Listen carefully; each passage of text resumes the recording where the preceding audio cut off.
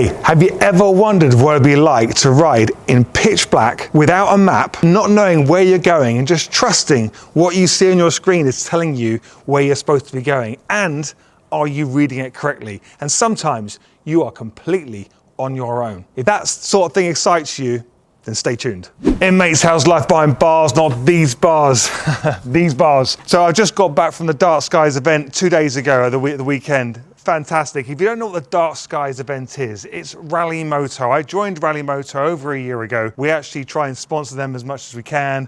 And so, yeah, you'll see me on their events. I've got my stuff all over the screen. And when you're on the RallyMoto website, you should see a Bike Thing logo on there as well, because we do try and support them where we can. So this was my first time. I missed it last year. The Dark Skies event basically is a night ride.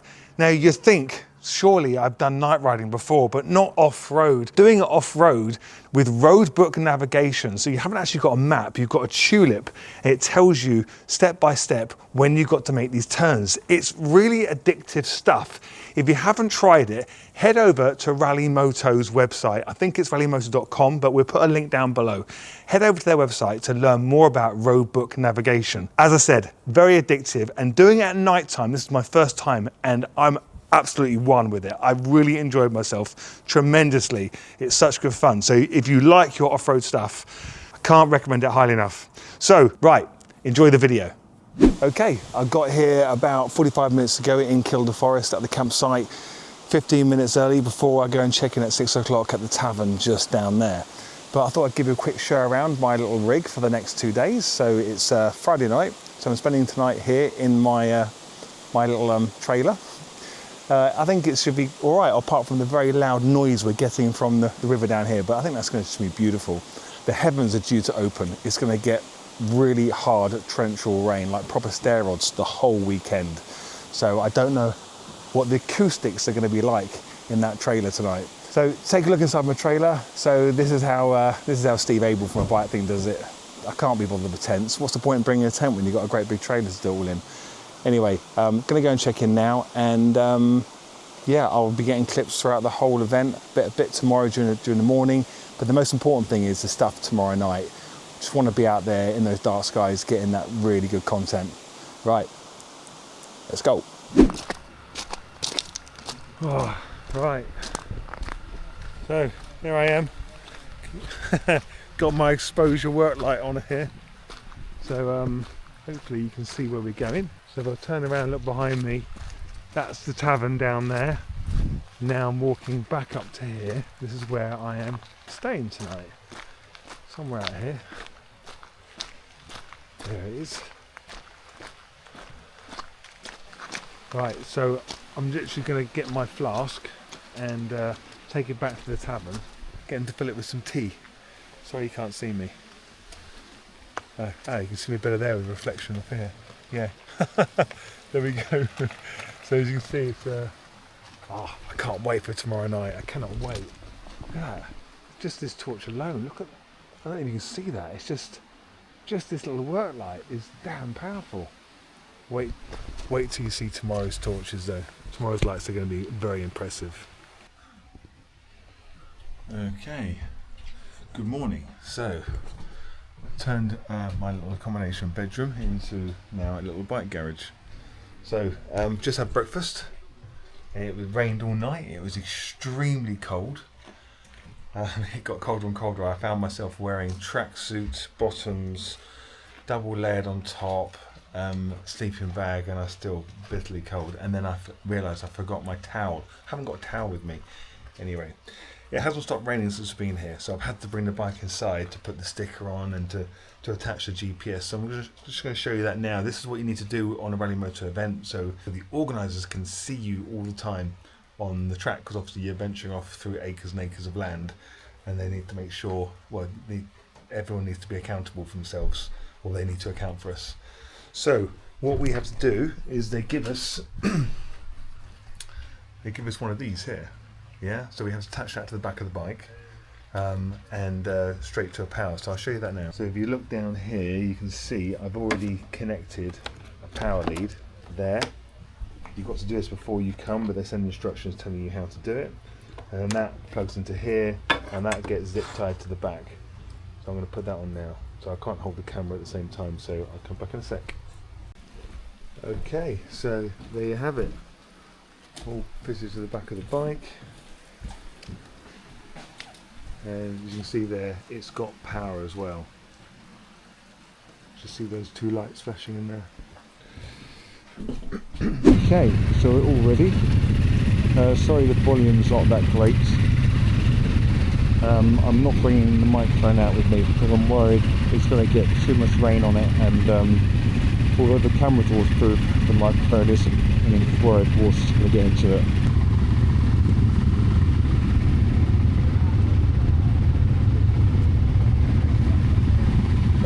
Cool. I do feel it's quite fitting that I've got two Multistradas behind me, especially after I just released a video yesterday saying what should you have, a Multistrada or a GS. But these are the rally versions.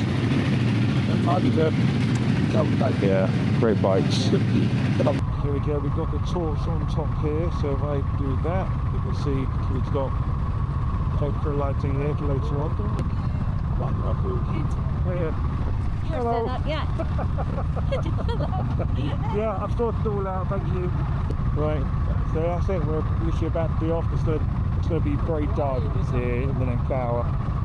So, yeah, it's going to be pitch black. I'm looking forward to it. Already been out today, been crazy. Let's go.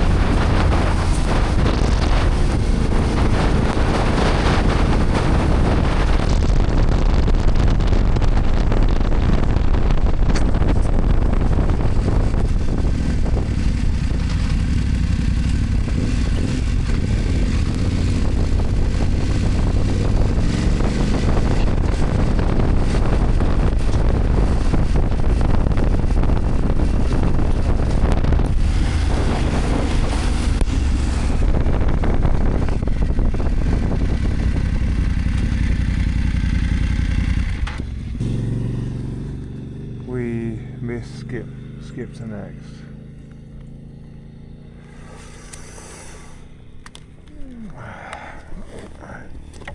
Piss.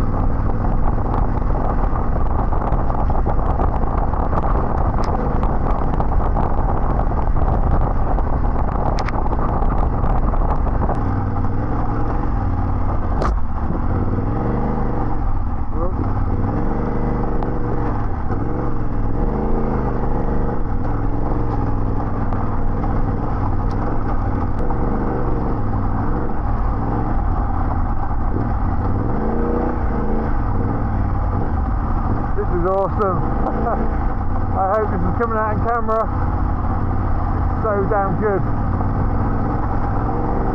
I can tell you now, the bike in front of us has got exposure radial freeze on it as well.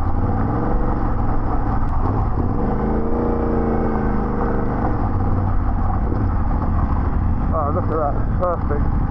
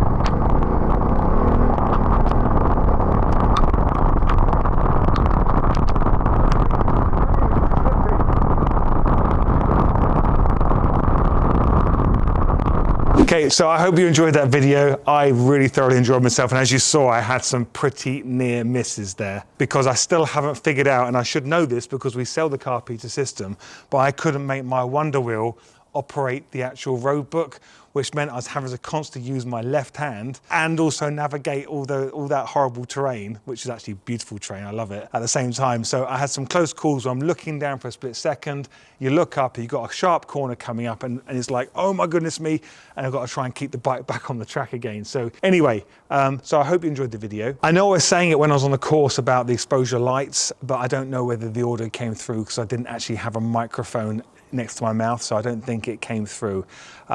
But if you are interested in some very powerful lights that are small enough that you're not going to damage or knock when you drop your bike on the trails and they fall off, and it's going to be something which isn't going to ruin the lines of the bike, I can't express how good these Radial 3s are. Better than probably any other light that we do. Based on what you're going to be using them for. If you want great big dinner plates on your bike, which they're great, I've got them on some of my other bikes and they are more powerful, then we do those as well. But these Radial 3s are incredible. Now, the reason I want to really mention these is that we sold out of them very quickly. We've had our second batch arrive and we've only got half left. And I've just put a forecast order in and they can't guarantee they're going to be here before Christmas. So I think I've only got about 70 pairs on the shelf right now. You probably think that's a lot, but we sell high volume here. So 70 pairs doesn't last long. I know we're going to have a very dry Christmas on the Radial 3, so get yours now. Otherwise, back order, so you'll definitely get yours at the first batch that we get in 2026. But I also think a lot of you are going to be loving the EX4 when you see the raffle bike revealed. That's going to be a very, very popular light.